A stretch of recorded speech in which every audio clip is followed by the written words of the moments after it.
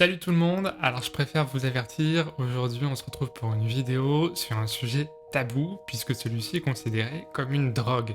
Nous allons parler des champignons hallucinogènes ou champignons magiques pour les intimes. Beaucoup les connaissent pour leur effet récréatif et c'est d'ailleurs cette utilisation qui est mise en avant pour leur potentielle dangerosité. Mais qu'en est-il réellement?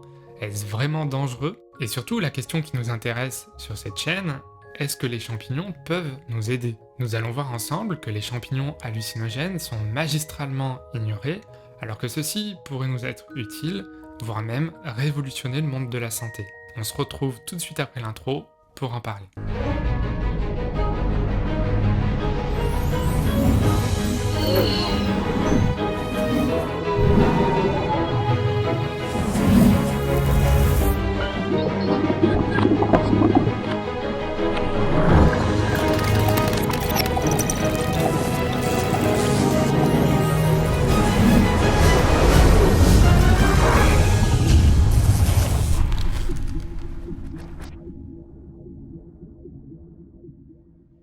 Alors avant de commencer, petit disclaimer, comme c'est un sujet vraiment tabou, je suis obligé. Cette vidéo n'incite évidemment pas à la consommation de champignons hallucinogènes ou de toute autre substance illicite. Oui, parce que c'est complètement illégal en France.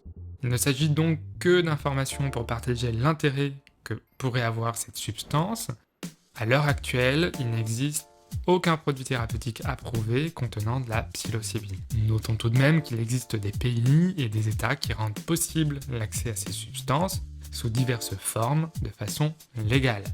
Ce qui n'est pas le cas en France, encore une fois. Bon, maintenant que c'est dit, on va pouvoir s'intéresser à ces fameux champignons. Déjà, de quoi parle-t-on? Parce que des champignons, il en existe des milliers d'espèces, on évalue leur nombre à environ 100 000, mais il en existe probablement beaucoup plus. Donc inutile de vous gaver de champignons de Paris, vous ne verrez sûrement pas d'éléphant rose.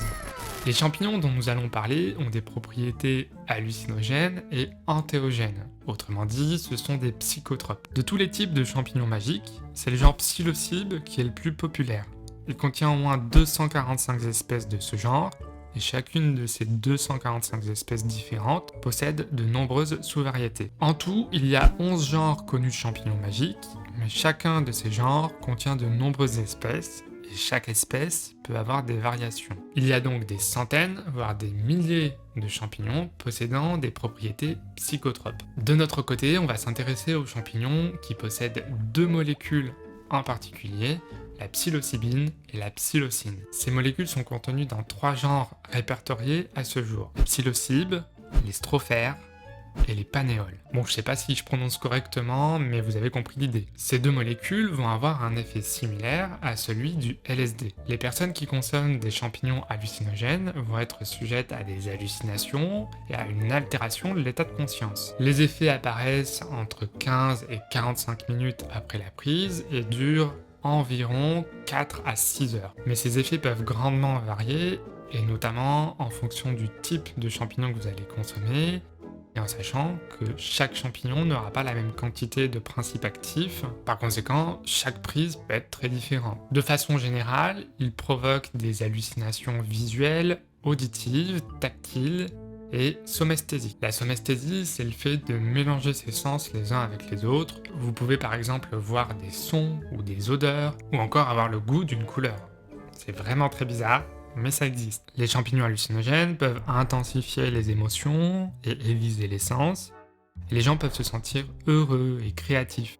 Ils peuvent rire, souvent les gens gloussent énormément, et avoir une impression de lucidité et de clarté émotionnelle. Bref, je ne vais pas lister les effets innombrables que peuvent avoir les champignons hallucinogènes, d'autant plus que, comme je l'ai dit, d'une prise à l'autre, les effets peuvent grandement varier. Il faut comprendre que chaque expérience avec les champignons sera différente. Ce qu'il est important de retenir, en revanche, c'est que les personnes qui rapportent avoir consommé des champignons disent qu'elles ont vécu une expérience intense et qui a profondément changé leur vision des choses. Nous allons y revenir plus en détail, mais avant, je voudrais vous expliquer pourquoi les champignons hallucinogènes ont ce statut aujourd'hui dans notre société. Parce que leur utilisation est quand même très ancienne, certains ethnomycologues la font remonter au néolithique, et aujourd'hui, ces substances seraient devenues subitement dangereuses. Pour commencer, les champignons ont été classés comme des drogues Et donc, comme toute drogue, c'est mal vu dans notre société. Parce que la drogue, c'est mauvais, voyez. C'est mal de consommer de la drogue, alors ne vous droguez pas.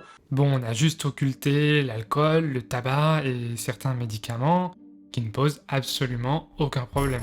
Alors pourquoi cette différence? Tout cela est lié à la découverte du LSD et à sa popularisation par la suite dans les années 60. À cette époque, un mouvement de contre-culture voit le jour, les hippies.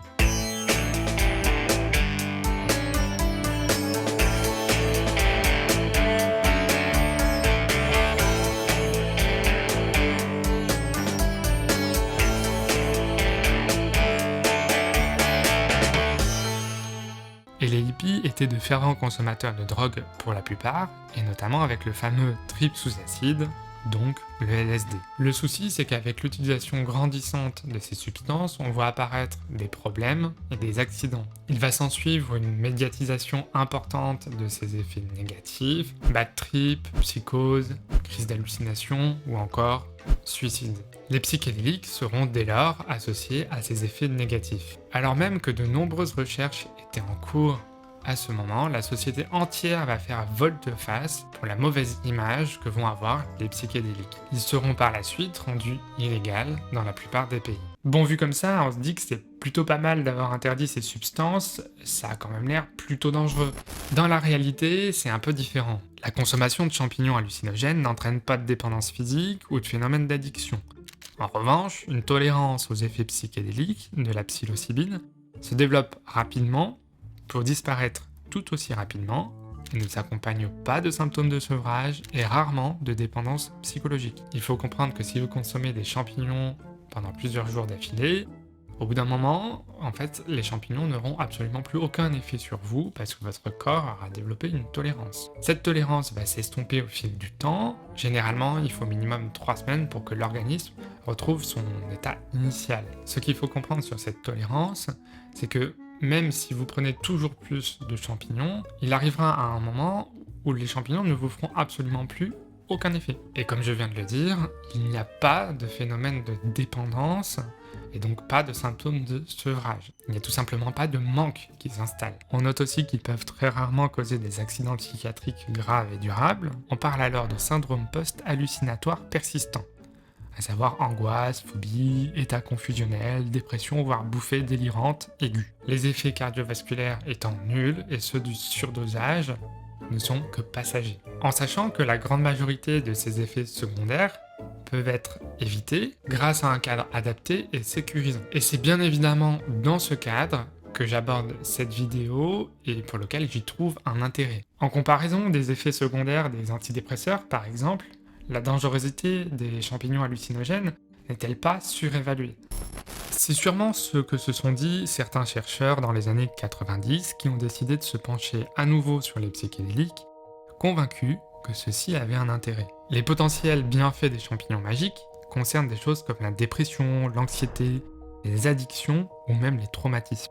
Ils présentent également un intérêt pour les personnes en fin de vie, en diminuant l'anxiété et en leur donnant une meilleure acceptation de la peur de la mort, une amélioration de l'humeur, ainsi qu'une diminution, voire une suppression de la dépression. Il faut comprendre qu'aujourd'hui, il y a très peu de recherches actives sur ces sujets pour les raisons que j'évoquais précédemment. Le peu de recherches existantes sont réalisées par des fonds privés et par des petites équipes. Cependant, il y a quand même des résultats et ceux-ci ne sont pas à négliger tant leur intérêt ne fait que grandir. Concrètement, des études réalisées avec la psilocybine isolée montrent que dans le cadre de la dépression, la substance permet une réduction ou une disparition des symptômes avec la prise de seulement 1 à 2 doses pour un résultat durable, au moins 6 mois, voire définitif dans certains cas. Dans la plupart des études, un accompagnement avec un psychologue est toujours présent. Ces études montrent aussi que la psilocybine permettrait de s'attaquer à la cause et pas seulement aux symptômes de la dépression. Cela s'expliquerait notamment grâce à l'expérience qui est vécue sous psilocybine. L'efficacité ne se résumerait donc pas à la molécule et aux interactions biochimiques, mais aussi à l'expérience en elle-même et au voyage que la personne entreprend. Il faut comprendre qu'avec les bonnes conditions réunies, les expérienceurs sont comme dans un état de rêve éveillé, en plein cheminement intérieur.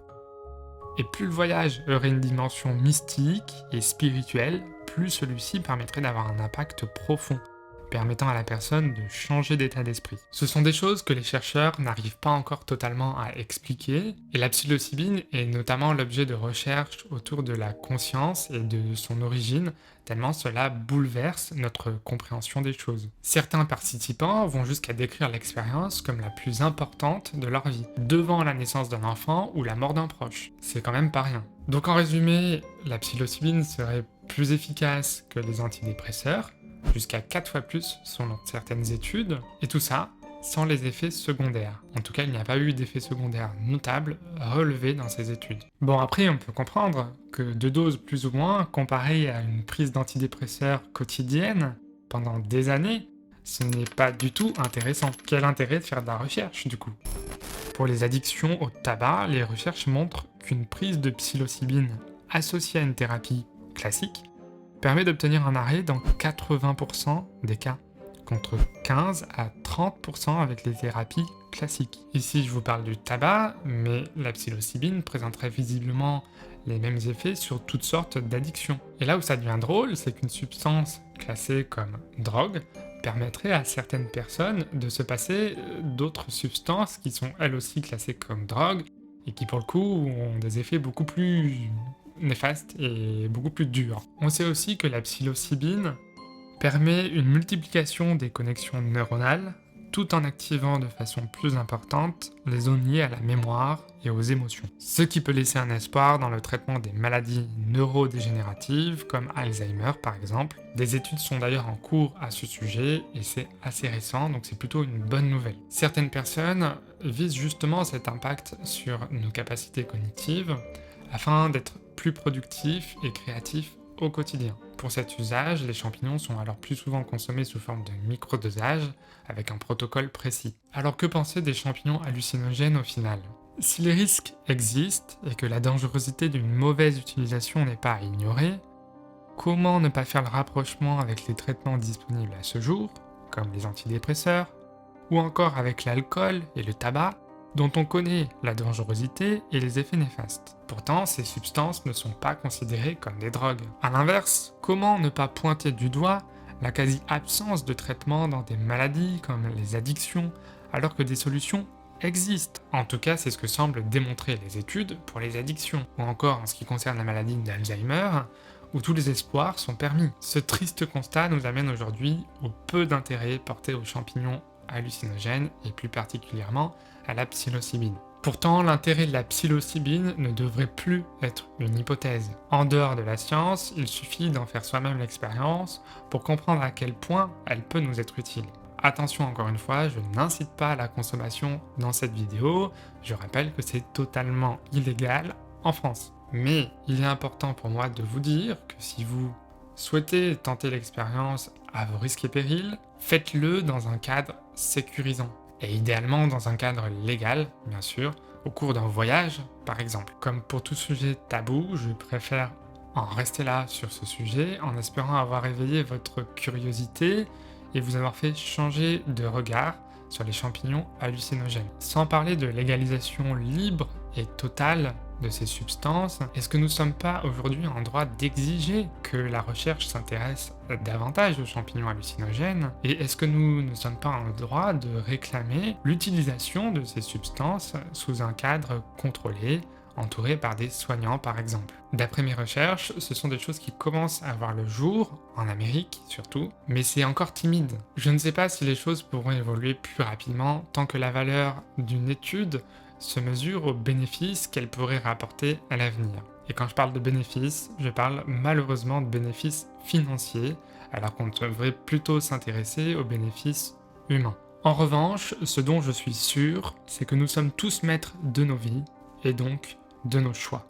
Sur ce, si le contenu de cette vidéo vous a plu, n'oubliez pas de mettre un petit pouce bleu, de vous abonner à la chaîne, si ce n'est pas déjà fait, et puis activer la petite cloche pour ne manquer aucune de mes prochaines vidéos. Je vous laisse en espérant que ce sujet vous a vraiment plu.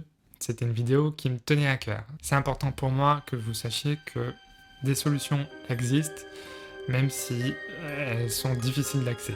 À la prochaine. Ciao.